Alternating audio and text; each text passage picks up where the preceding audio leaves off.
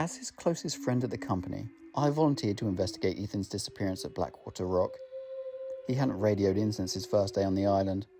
For me, the journey was both a job and an insatiable need to know what had befallen him. When I arrived at the lighthouse, its time-worn stones and shattered windows loomed over the churning sea.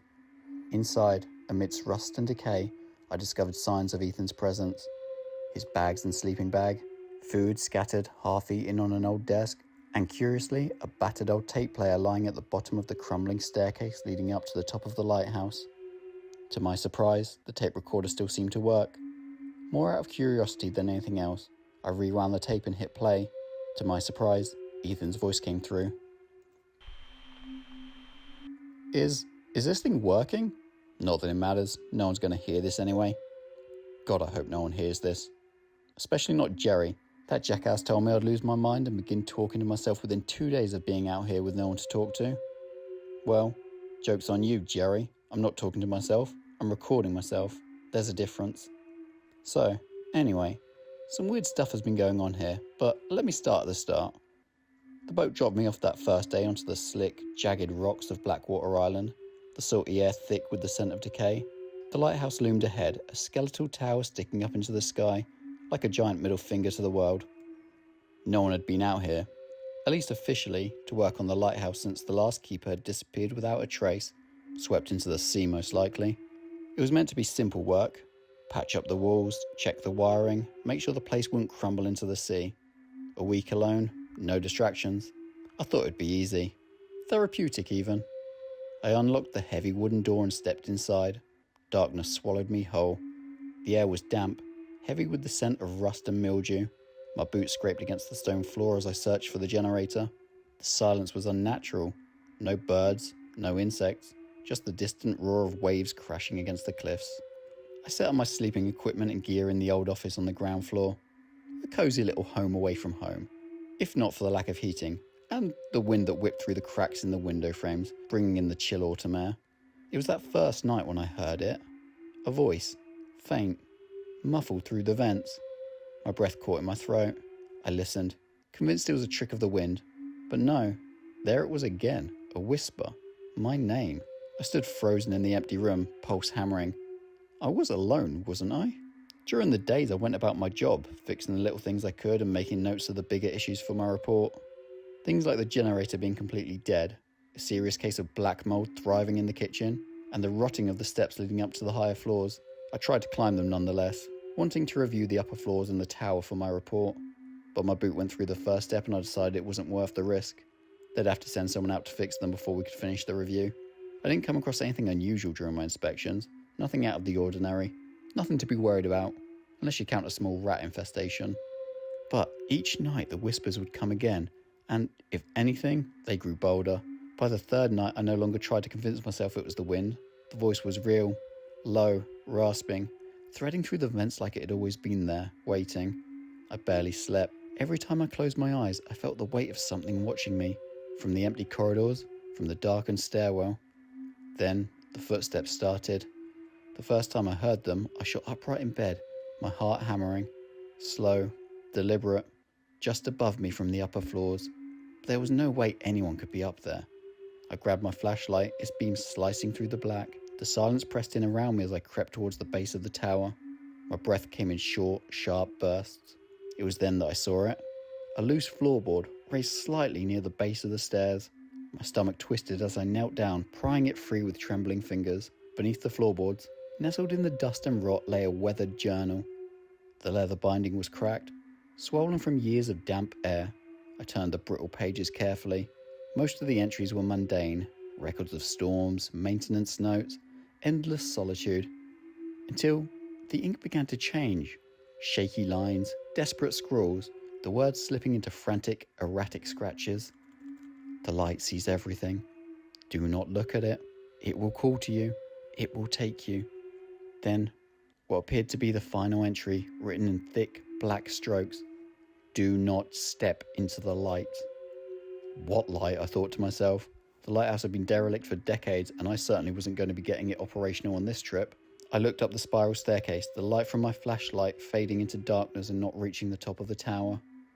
I paused to listen for the footsteps again, but heard nothing.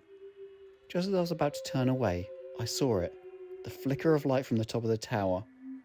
It crept through the edges of the hatch to the lantern room, faint but unmistakable.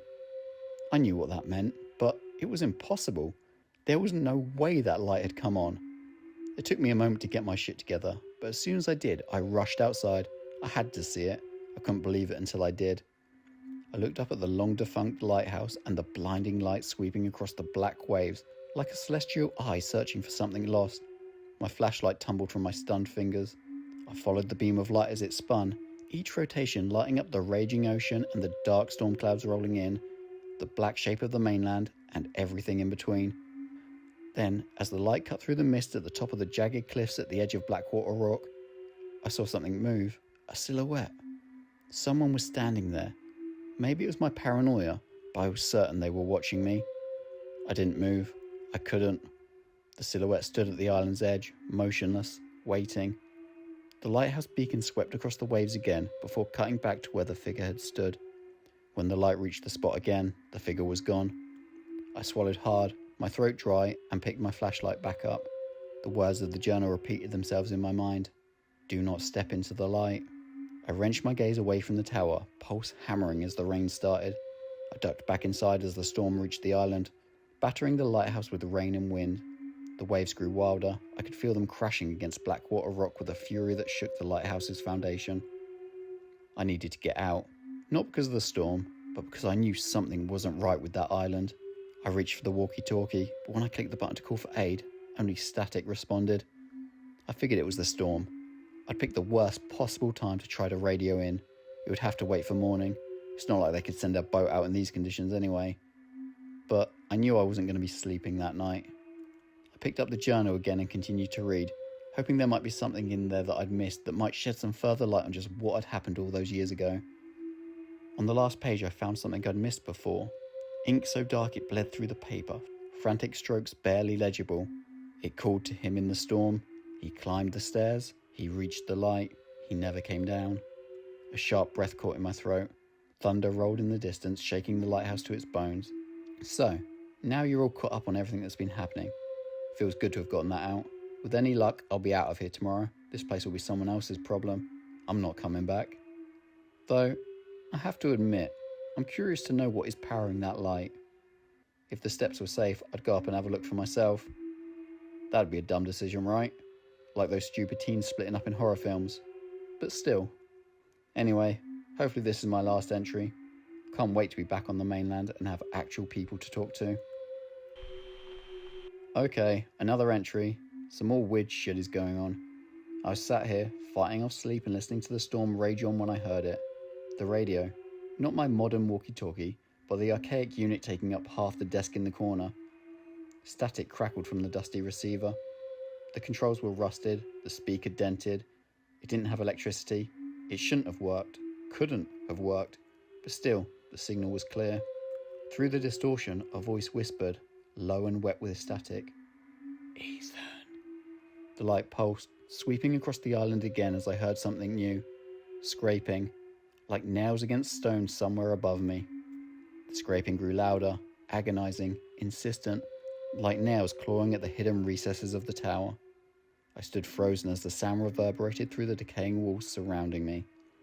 The hallway outside lit up with a light that grew brighter by the second, casting long shadows across the floor. Then everything fell silent. Even the howling of the wind and the lashing of the rain on the windows seemed subdued. My heart pounded in my chest as I crept into the now illuminated corridor. It wasn't difficult to locate the source of the light. At the end of the corridor, the spiral staircase shone, lit by a harsh light from above. I walked to the end of the hallway, unable to resist my curiosity, and stepped into the light. It was blinding at first, the light shining from the now open hatch of the lantern room. So, here I am. The hatch above is open, beckoning.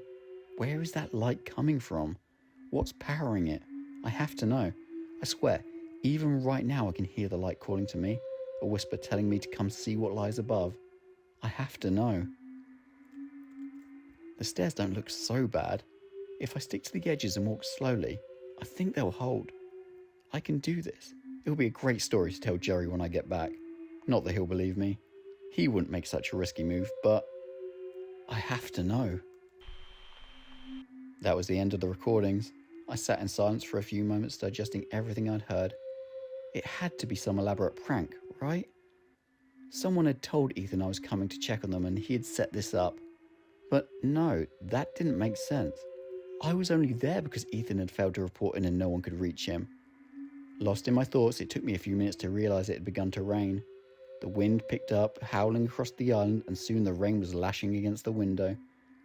Out at sea, lightning flashed, followed seconds later by the rumble of thunder. My heart sank with the realisation. I was going to be stuck there until it subsided. I was only meant to be there for a quick checkup, an hour at most. There had been no mention of a storm in the weather forecasts. My thoughts turned back to the recording, and with a knot in my chest, I made my way to the bottom of the stairwell. There, on the first few steps, I could see footprints in the dust and grime. Hugging the wall, they wound their way up the steps towards the open hatch above. Was Ethan up there somewhere? I put my weight on the first step. The wood groaned and warped under the pressure. I wasn't going to risk it. "Ethan?" I called up. There was no answer other than my own voice echoing back at me, barely audible over the storm. I called again and again, but no response. If he was up there, he wasn't talking. I couldn't risk going up there. The stairs were too rotted. They might have held Ethan, but he was slender and light-footed. He didn't carry the weight that I did. I retreated to the office where Ethan's stuff remained scattered around the room and tried my radio. There was no response. I sat in that office as the storm raged around the island, and the little daylight there was faded into darkness. I switched on Ethan's camping lantern, a bubble of light against the dark, and held his flashlight like it was a lifeline, my finger on the switch. It was around midnight when I heard it. A soft whisper, quiet but unmistakable. "Jerry." It was Ethan's voice. I recognised it instantly. "Ethan?" I called back. In response, the hallway lit up. I didn't need to investigate to know where it was coming from. Ethan's recordings had already told me. Unlike Ethan, I was going to heed the journal's warning. I wasn't going to step into that light. The whisper came again, calling to me, beckoning me towards the light. I fought the urge to look with everything I had. I stayed in that office, in my own bubble of light until the storm wore itself out and the sun began to rise over a calm sea. Then I gathered my things and left the island. I reported the staircase and the footprints to my bosses. They sent out a specialist team, but they found nothing in the lantern room. No Ethan, no answers. Back home, I tried to convince myself that the island was behind me. Yet, each night as I lay in the quiet darkness of my room, a blinding light burst through my window. It was not the gentle glow of a street lamp or a passing car. It was an unnaturally fierce radiance, as if seeping directly from that forsaken beacon. And in the silence of the night, I heard it again. My name, whispered so intently that it felt meant only for me. The light pulsed and beckoned, its call irresistible, stirring memories of Ethan's desperate recording and my own fear-filled night on Blackwater Rock. For several nights I endured these inexplicable occurrences. The light grew bolder and the whispers swelled into desperate, urgent murmurs that made my heart race. Every time I closed my eyes, the spectral illumination danced tauntingly at the edge of my vision. I began to understand that what I had experienced was not just a residual echo from Ethan's last moments. It was an invitation, or perhaps a curse, reaching across the distance from that malevolent lighthouse. One night at midnight, as the bright glow bathed my cluttered bedroom in an unworldly radiance once more and the whisper beckoned with a familiar cadence, I realised I could no longer escape. The secrets of that island, the enigma of the lighthouse, and the fate of my friend were intertwined with the haunting light that now invaded my sanctuary. I closed my eyes, heart pounding and mind swirling with equal parts dread and determination. I resolved, no matter the terror awaiting me, that I must return to Blackwater Rock to uncover the truth and finally silence the haunting call. I knew then that my journey was far from over, for the light was not done with me yet.